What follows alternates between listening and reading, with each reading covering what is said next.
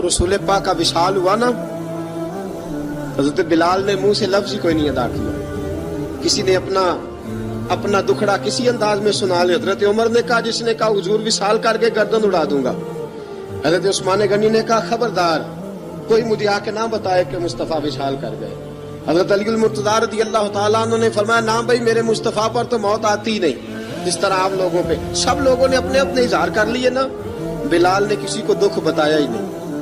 ایک کونے میں بیٹھ کے نا حضرت بلال اکیلے آنسو بہاتے رہے، کسی کو بتایا ہی نہیں، اکیلے روئے.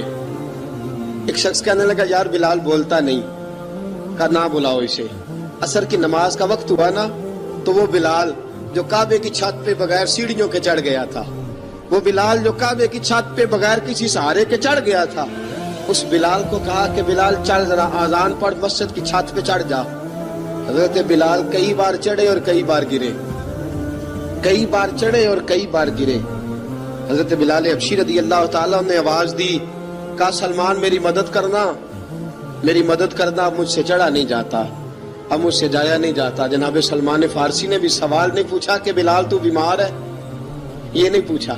حضرت بلال کو 2-4 صحابہ نے اٹھایا، چھت پہ پہنچایا. بلال نے اذان شروع کی.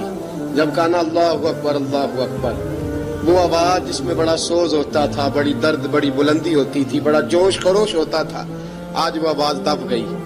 جب بلال نے کہا نا اشہد ان لا الہ الا اللہ، حضرت بلال رضی اللہ تعالیٰ عنہ نے تھوڑی دیر روک کے سانس لیا. جب کہا نا اشہد ان محمد الرسول اللہ، جو سارے چپ کھڑے تھے نا ان میں سے ایک بابا رو پڑا، جس کا نام ابو بکر صدیق تھا.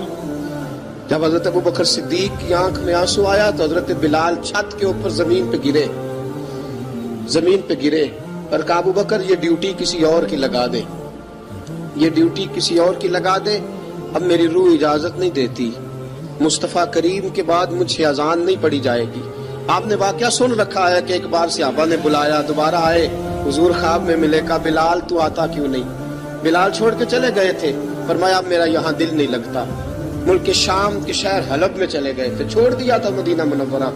اب میری نگاہوں میں جچتا نہیں کوئی، جیسے میرے محبوب ہیں ایسا نہیں کوئی. حضور خواب میں ملے، آئے مدینے. حضرت بلال آخری بار، لوگوں نے کہا اذان پڑھو. کہا مجھے وہ اذان بھول ہی گئی ہے جو مجھے مصطفیٰ کریم کے زمانے میں پڑھا کرتا تھا، مجھ سے نہیں پڑھی جاتی. نہ مجھے کہو، میں کیسے پڑھوں؟ امام حسن اور حسین نے آ کے دامن تھاما نا تو کہا بیٹا میں تمہاری نانی کا بھی نوکر رہا ہوں، میں تمہاری ماں کی چکی بھی پیستا رہا ہوں، مجھ سے کوئی فرمائش نہ کر ڈالنا. میں نے نوکری کی ہے اور مجھے اگر اللہ نے توفیق دی تو میں تمہارے بچوں کے پیر بھی دھویا کروں گا.